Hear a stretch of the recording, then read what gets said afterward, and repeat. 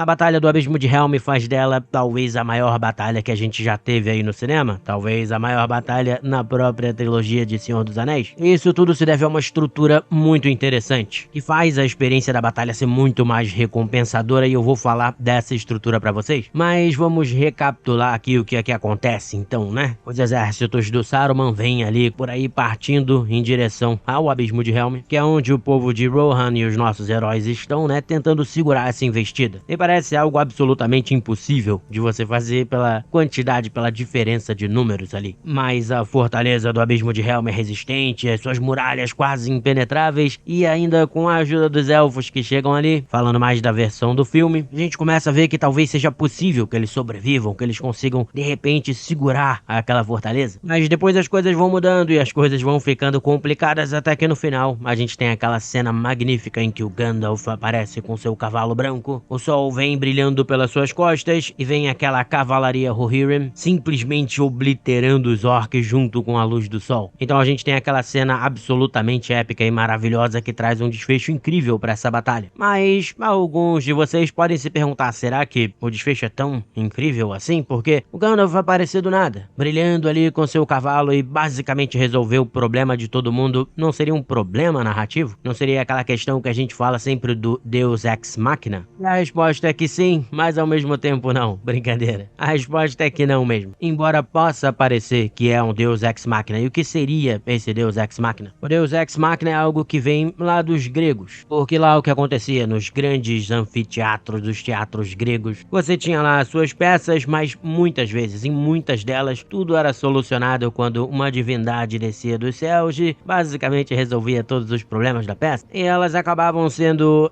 inseridas através de uma espécie de máquina, né, para içar o ator, descer o ator. E aí por isso veio a expressão Deus Ex Machina, que foi tomando ao longo do tempo uma conotação negativa de que, não importa o que aconteça na peça, não importa quais sejam os problemas, simplesmente uma coisa, nesse caso uma divindade, mas alguma coisa vem e resolve todos os problemas sem que ninguém precise fazer nada. Isso é uma grande questão porque tira toda a satisfação de quem tá lendo uma história ou assistindo uma história, já que faz parecer que tudo que foi feito anteriormente não tem valor. Só que isso não é o que acontece aqui em Senhor dos Anéis, exatamente por essa estrutura de que eu vou falar, que é absolutamente brilhante. Vocês podem explorar nas histórias e nas aventuras de RPG de vocês. E tudo começa, essa estrutura começa quando Gandalf fala pro Aragorn para ele esperar por ele nos primeiros raios de sol, se eu não me engano, né, do quinto dia, no amanhecer. Então ele diz isso para ele e parte sozinho. E é aí que começa essa estrutura que eu falei, porque o que acontece? Na realidade, a batalha do Abismo de Helm não é sobre derrotar os exércitos dos orcs, não pra quem tá ali, né, pros nossos heróis, pro Théoden, etc. A realidade é que essa estrutura transforma essa batalha, na verdade, num ato de sobrevivência. Se vocês conseguirem sobreviver até amanhã do quinto dia, algo grandioso vai acontecer e dá a ideia de que vocês vão ser salvos. Seria mais ou menos o princípio,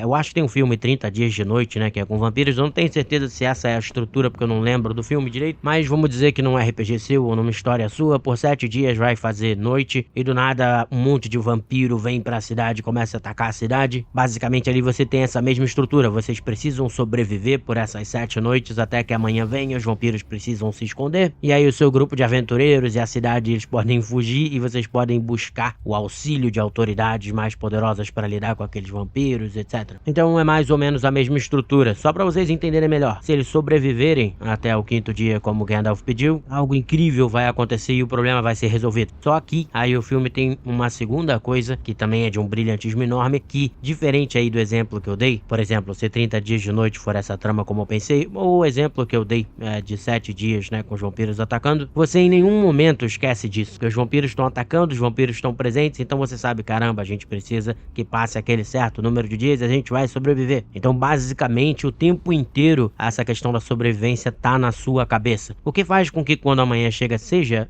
recompensador também, mas não tanto quanto as duas torres, porque ali o que acontece? Você começa a ter toda a batalha, todas as coisas da batalha, e no fundo o que tá acontecendo ali quando o Aragorn e o Gimli pulam pra poder lutar contra a galera que tá naquela ponte ali, eles estão ganhando tempo, na verdade, estão alongando a batalha. A muralha do Abismo de Helm tá ali pra alongar essa batalha, a chegada dos elfos também tá ali pra alongar essa batalha, pra que eles consigam sobreviver, mas você na verdade meio que esquece disso, porque tá acontecendo tanta coisa, seja na batalha, seja com Sam e com Frodo, seja com os entes lá também, né, decidindo se vão atacar e depois atacando, você meio que esquece disso tudo. De certa forma, a frase do Gandalf tá ali ainda na sua cabeça, mas você vai esquecendo dela, né? Ela fica ali meio que no subconsciente, talvez. Você não tá o tempo inteiro sendo lembrado dela e a batalha vai se alongando, vai se tornando mais incrível, vai se tornando mais épica. Só que, né, a gente vai perdendo espaço. Os orcs vão invadindo mais e tudo vai começando a parecer perdido. E aí, de repente, né, o Aragorn vai olhar pra janela e ver o sol entrando. E aí você lembra da frase do Gandalf, eles falam, né, eles colocam a frase no filme também. E aí muda tudo. Não é uma questão de Deus Ex Machina, porque naquela hora cai a ficha pra você. Caraca, putz, eles sobreviveram. Caraca, não, eles conseguiram sobreviver até o 5º dia. É isso que isso significa. Então alguma coisa vai acontecer. Então quando o Gandalf aparece e vem com aquela cavalaria e vem naquela cena linda da cavalaria descendo a montanha com o sol nas costas, cegando os orcs, a recompensa pra quem tá assistindo é total, porque na verdade você entende que todo o esforço, tudo que foi feito, a batalha e os sacrifícios que eles fizeram ali valeram a pena porque eles conseguiram segurar aqueles 5 dias. E a recompensa acaba sendo muito maior, primeiro porque teve essa estrutura, porque você esquece dessa estrutura, o filme brilhantemente faz você esquecer dela, e aí você é lembrado dela no final, então a recompensa é muito maior, primeiro pelo truque de mágica, e segundo porque aí cai a ficha só naquele momento de que,